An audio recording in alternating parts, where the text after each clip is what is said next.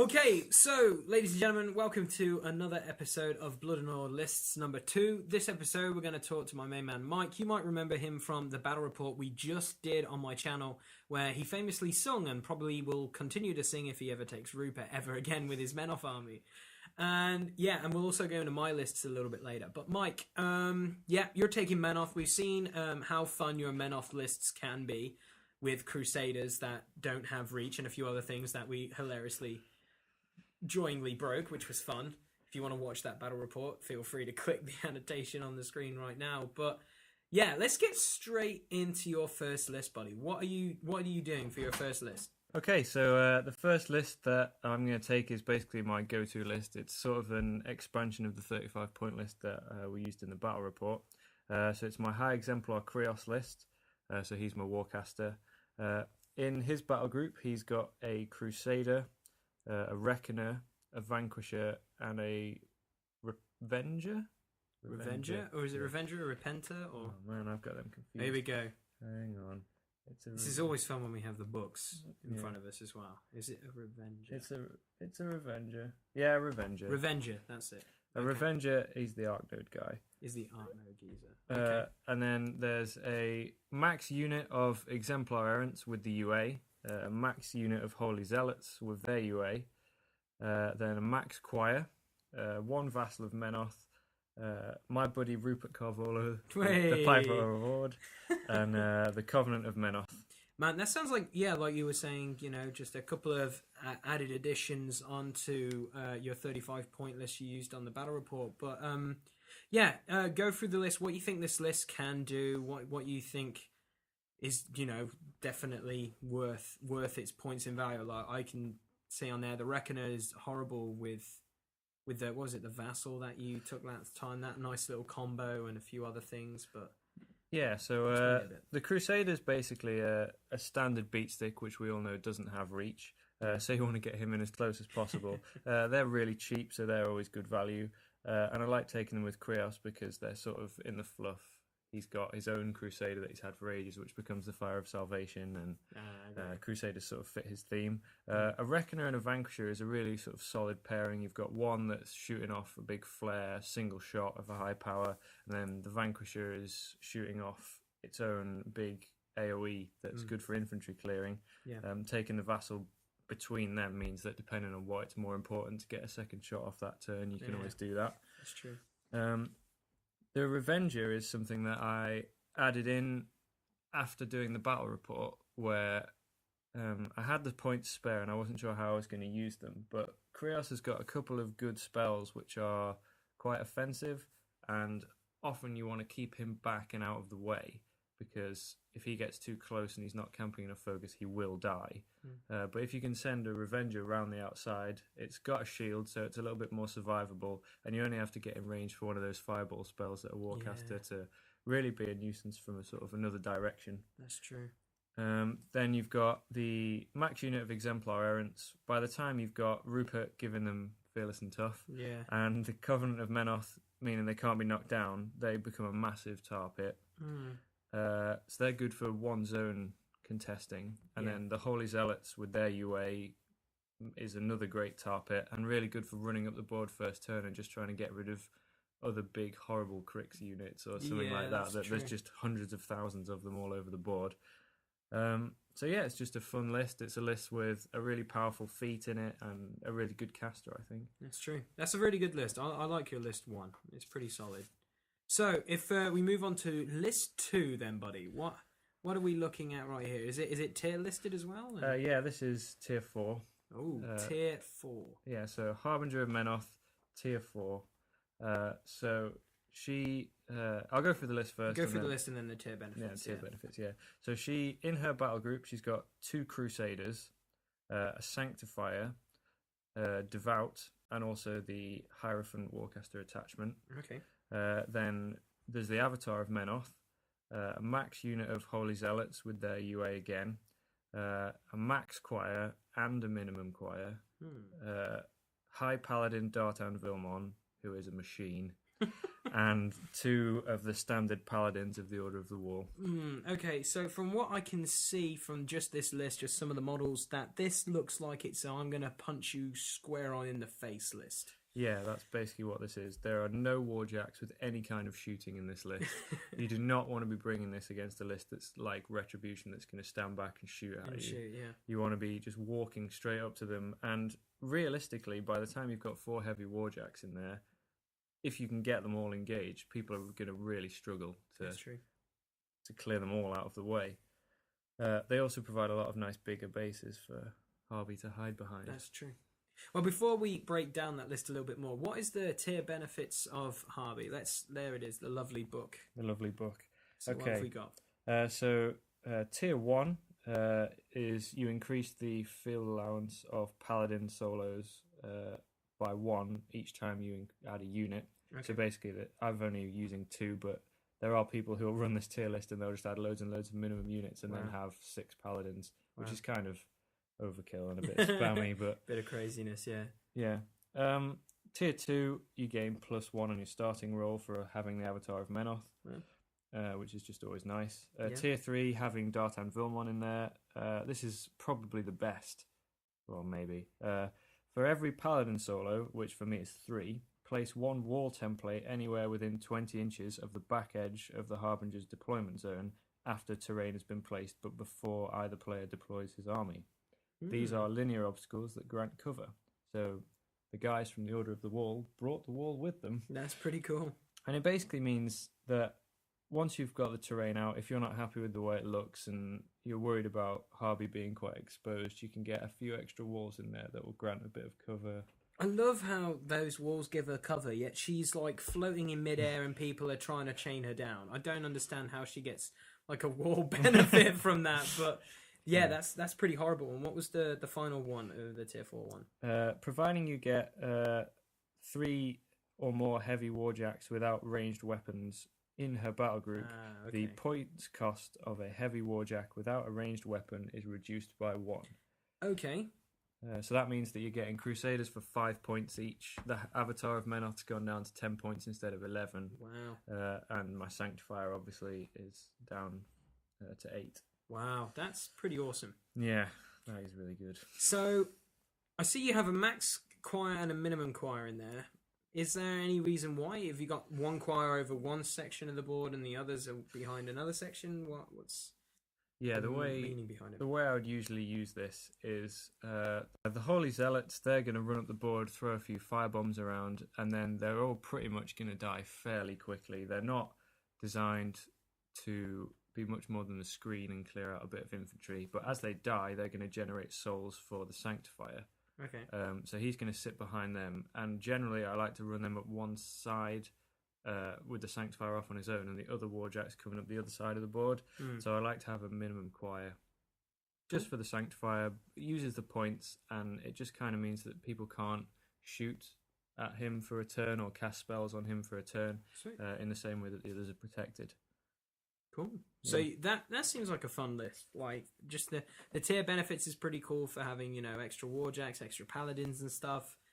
I'm looking forward to seeing this list. I'm not gonna lie. It does worry me that you have no range, but then I'm assuming as soon as you get in combat, you're gonna smash face. So yeah, and Harvey does have spells that when you're charging mean you can charge over a greater distance, and it's not the most powerful list you could take with Harvey. There are people with much better Harbinger lists, but I just thought, given that this was like my first tournament, I would try something a bit different and sort of, well, people have used it and have made it work, and I want to give it a go myself. And I think it's a bit of a different theme to some of my other lists that I'm taking. Yeah, I think it'll work.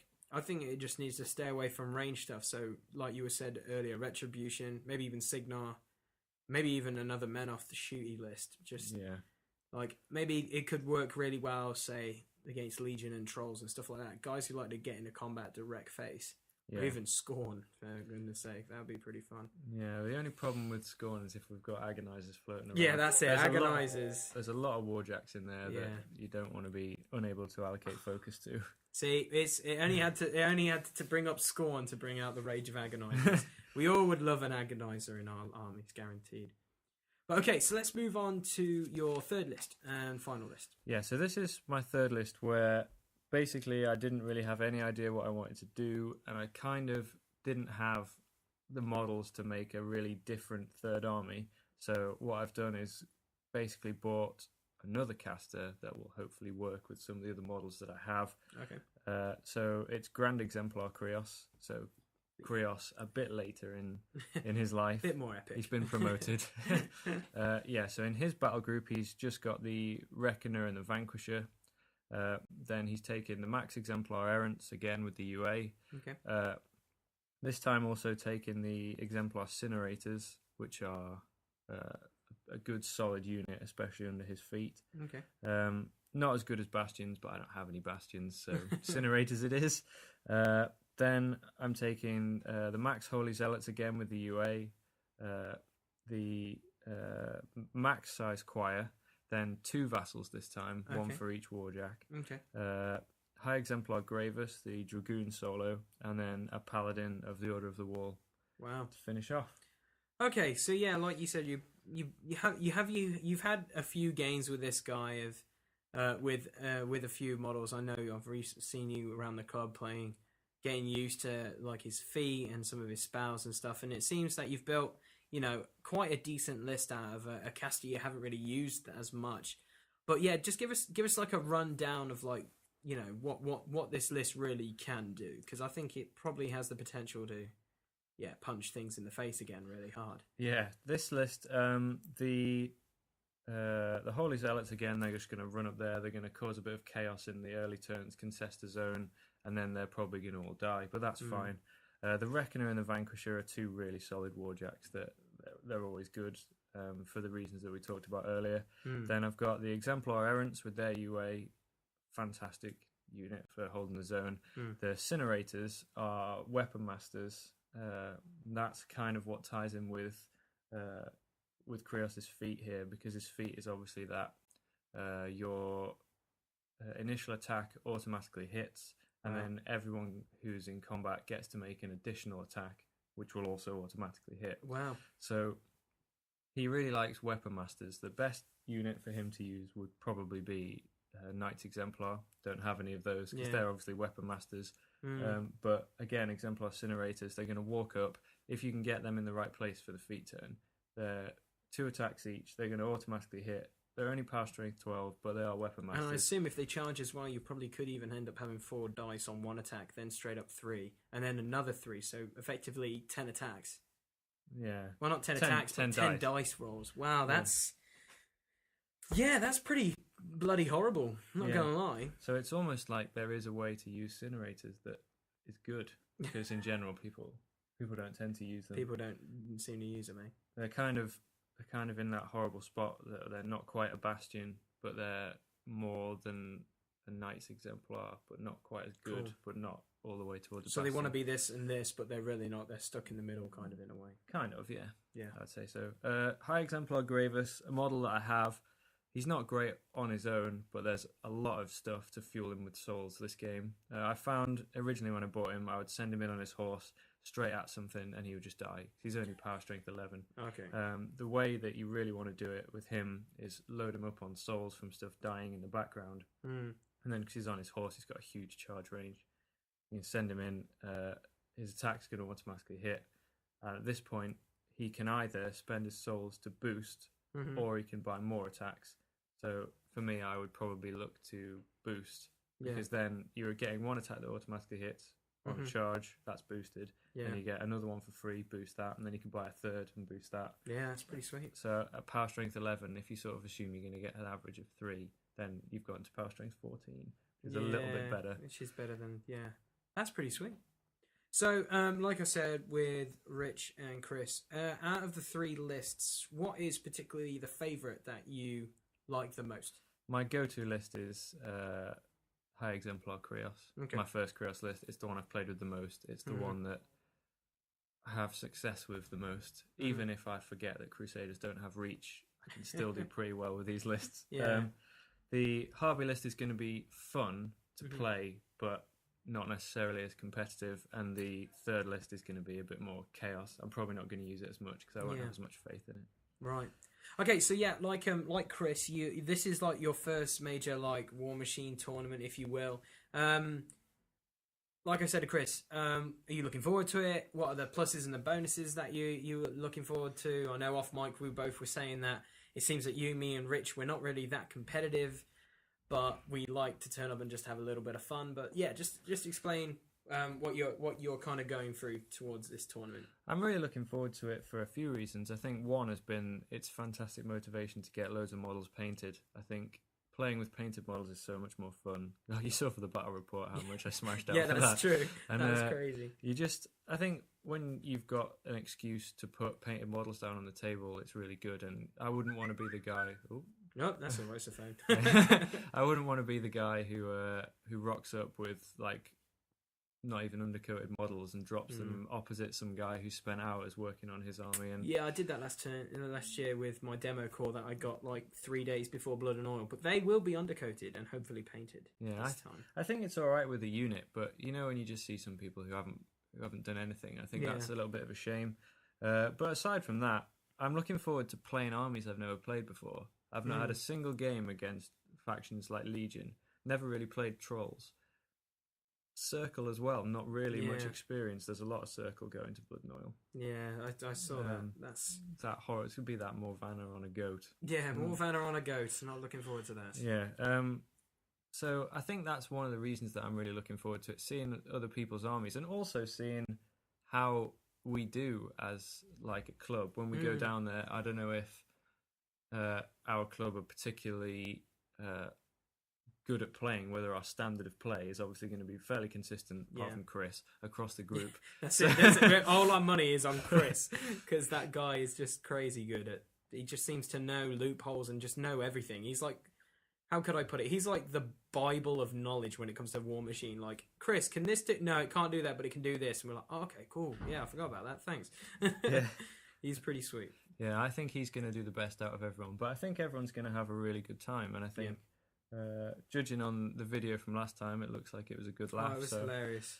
It was a lot of fun. Yeah, so I'm excited to get there and see if I can beat some other people or see if I just lose horrendously. Either way, it doesn't matter. It's all a bit of a laugh, isn't it? Yeah, that's true. Okay, so those were Mike's lists, guys. Comment below what you think of them. I think they're pretty darn good. But yeah, on the screen right now is the recap video of Blood and Oil from last year to give you guys a little bit of a taste of what we're going to improve on from last year as well. And also, coming up next is going to be my lists. So look forward to that. The Mighty Khador one list I think is going to get absolutely battered. I know that for sure. But hey, it's something I want to play with. So yeah, that was Mike. You'll see him in the Blood and Oil recap video and more battle reports to come. So yeah, take care, guys. We'll be back in probably 10 seconds because that's how it was in the last video. Take care.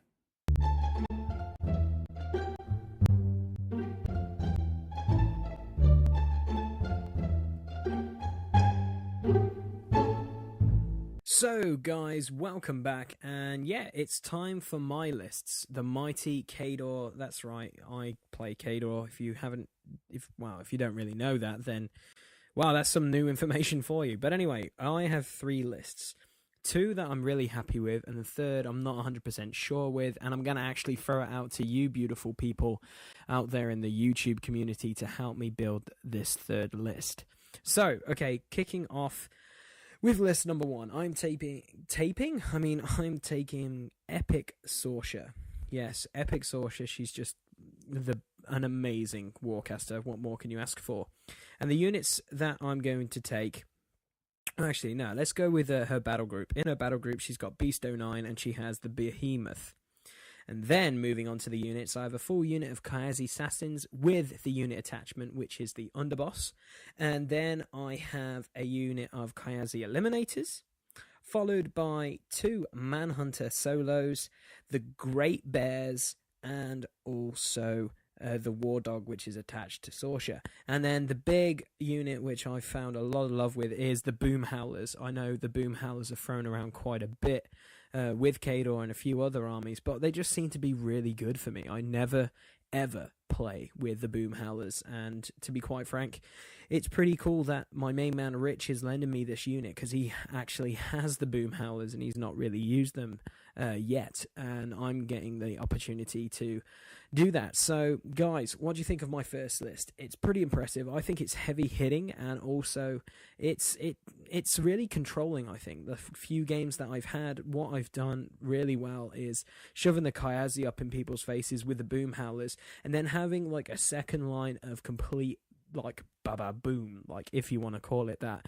with the Manhunters and the Eliminators and even the Great Bears, you know, just that second line. And then the third wave of Sorsha and her Jacks, it's just really, really good. And yeah, even though her feat is pretty powerful, just having those two big Jacks of the Beast 09 and the Behemoth at the back just gives a little bit of, you know, worries, I think, to the opponent who is coming across the board against me. Okay, moving on to my second list, I have gone with P. Erusk. I like Erusk. He looks like a bit of a snob to me. That's why I like him. And in his battle group, I have the Spriggan and a Juggernaut. And attached to him is the mercenary solo called the Seeker. You know, the Wish Nailer or what it is, I think. The one that allows you to upkeep spells for free, pretty much. And basically, his units, he's going to have the Black Dragon Iron Fang unit. And the, well, let's just say the Iron Fang Kovnik as well, attached to that unit.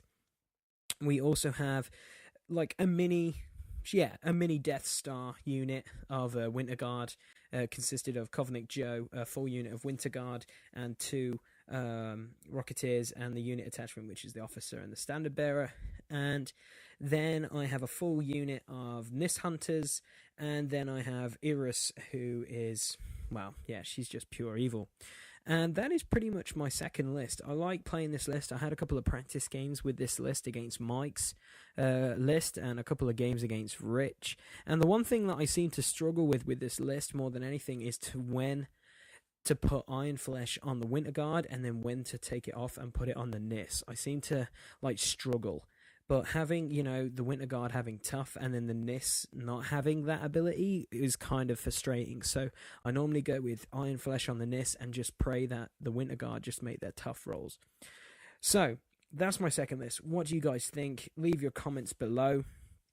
And moving on to the third and final list, I'm going to be taking Harkovich. Now, this is so far what I have. I'm going to leave this out there on the interwebs. The tournament starts not this weekend, but next weekend. So I would love for all you guys to just shove input into me, which will be fantastic, because I'm struggling to build this third list.